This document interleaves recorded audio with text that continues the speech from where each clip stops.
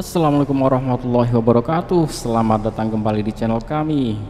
Oke sahabat semuanya, pada kesempatan kali ini kita akan bersama-sama menyimak dan menambah wawasan kita bidang otomotif.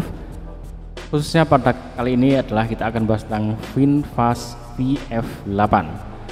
Nah, di sini kita akan membahas tentang pengalaman dari review ini. Karena sebelum-sebelumnya saya sudah membuatkan sebuah referensi ya. Ada orang yang merasa sangat puas bahkan memberikan nilai 10 sempurna terhadap VinFast.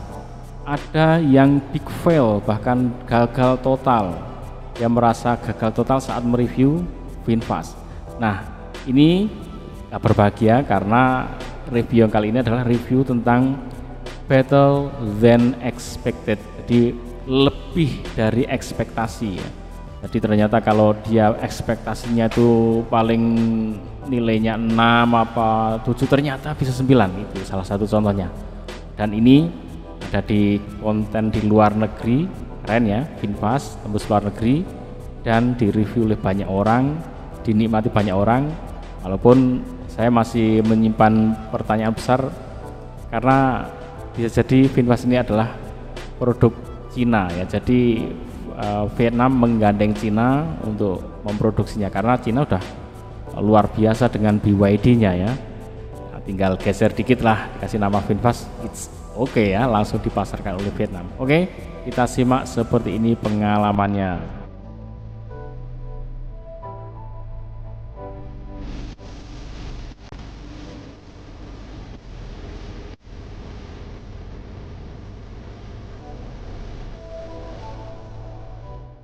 So I've been driving the VinFast VF8 for about a week, and look, I've seen all the previous reviews on it from years ago, and look, it had a rocky start, right?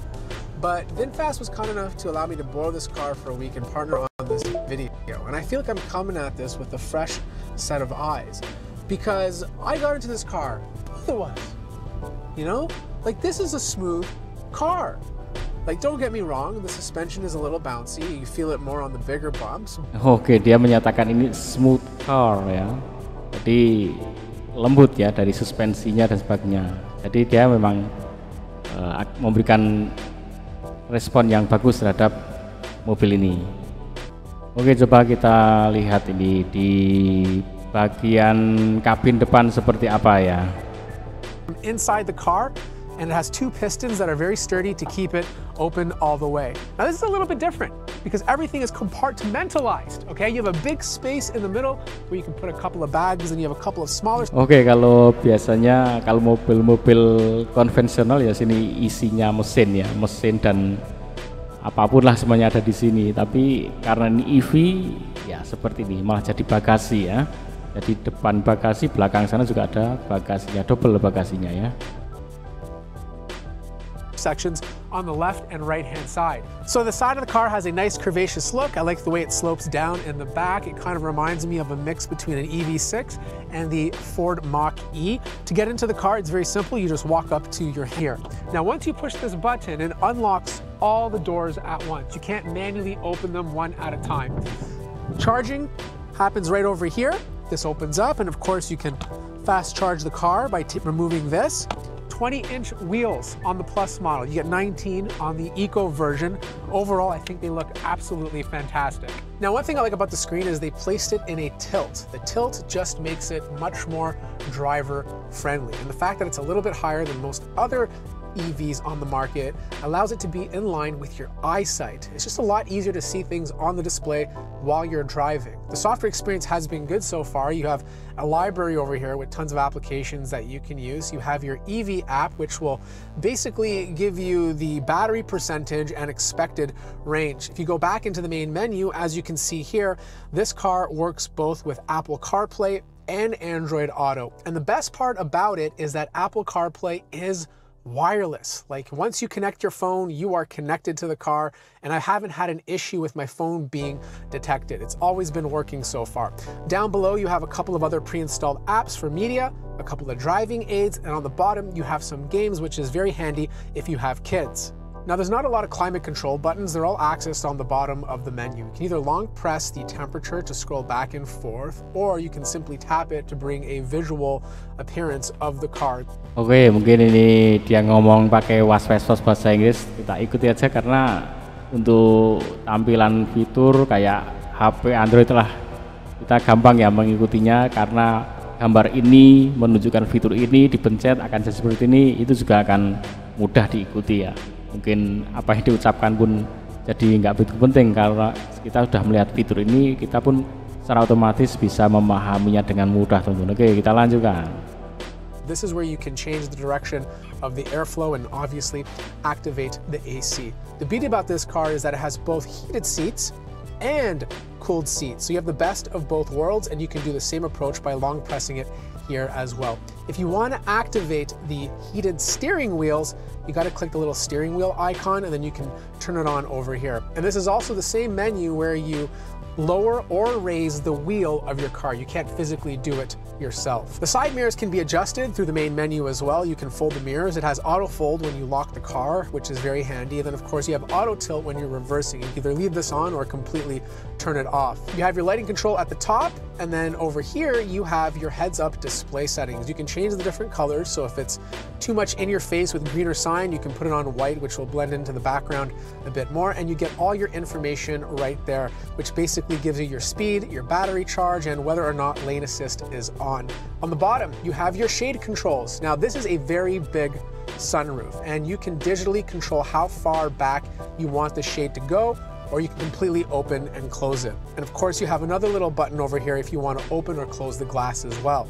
Now this little car button over here will take you to your ambient lighting. You can change the brightness if it's too bright at night and it's bothering you. You can turn off traction control, but most importantly, it does have a few vehicle modes. You have pet mode, which is great to have if you have pets in the car. You have camp mode if you plan on sleeping in the car and you want the temperature to stay at a certain degree. And then of course you have valet mode if you want to restrict some of those features so people don't take your car for a joyride. Now drive mode is one menu I access every single time I get into the car because it allows me to change between eco, normal, and sport. Creep mode also has to be changed if you want it off every single time you start the car. Now apparently this is a safety feature for the region.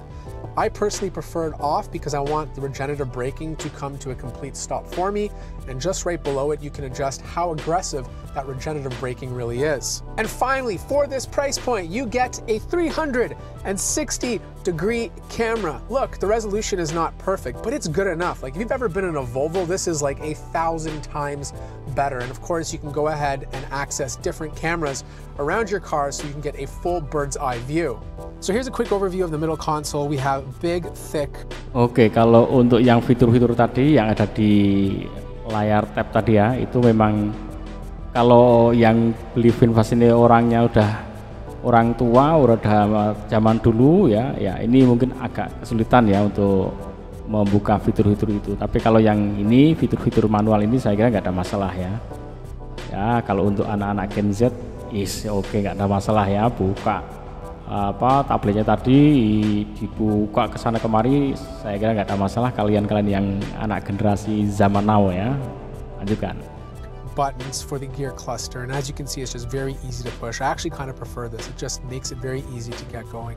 Little volume knob over here to adjust the volume, and of course you can turn off any media you're playing. This button locks the entire doors. Then you have your hazard lights. In front of it you have two cup holders. This one sits a little bit deeper for a longer cup. And then over here you have a wireless charging pad. This is an iPhone 15. You can probably fit an iPhone 15 Pro Max, but probably nothing too much bigger. And then right in front of it you have two USB-A ports. One allows you to connect to the car if you want to play your own media, and the other one is strictly for charging. All right, the back seat of the car, lots of space, okay? My kids love it back here. They have tons of space for their feet. The best part about it is you have 3 USB ports. Oke, kalau dilihat dari interiornya memang kemarin ada yang ngasih nilai rendah ya. Memang ya seperti ini tampak memang tidak luxurious ya, dari jok-joknya, kemudian dari material-material penutupnya itu kan banyak plastiknya. Jadi wajar kalau secara interior memang kurang ya, tapi ya itu tentunya akan menyusahkan budget Kemudian ini kalau dilihat armrestnya ini juga kurang bagus ya, ini harusnya bisa lurus gini tapi dia agak jatuh ke bawah. Ini mungkin desainnya kurang bagus menurut saya, kurang kokoh ya. Tons of space to put stuff in. This is with some of the seats folded down to give you an idea of how far you can go all the way back. If you want to put the seats down, you can't do it on the sides over here. You have to do it from the little latch on the back seat. Underneath here, you have a little bit of storage space, very good space for your cables, and then you have a space for a spare tire. Also, one last thing. I like the back of glass of this car because it looks super clean and they hide the wiper. Oke, dan inilah closing statement darinya, dan dia merasakan better than expected ya. I mean, look, the VinFast VF8 is a more affordable EV that in the past had a few issues, but they fixed a lot. And now what you get is a very attractive package that offers a lot of premium features for a better price point. Now, if you have any questions, let me know in the comment. Oke teman-teman, semoga ini menambah wawasan kita dan Anda semua nanti saat ingin membeli mobil VinFast ya. Dan bagi yang udah punya mungkin bisa membandingkan dengan pengalaman kalian masing-masing dan bisa berbagi untuk teman-teman kita yang nantinya mungkin ingin membeli mobil VinFast. Semoga bermanfaat, ikuti terus, jangan lupa like, share, and subscribe. Assalamualaikum warahmatullahi wabarakatuh.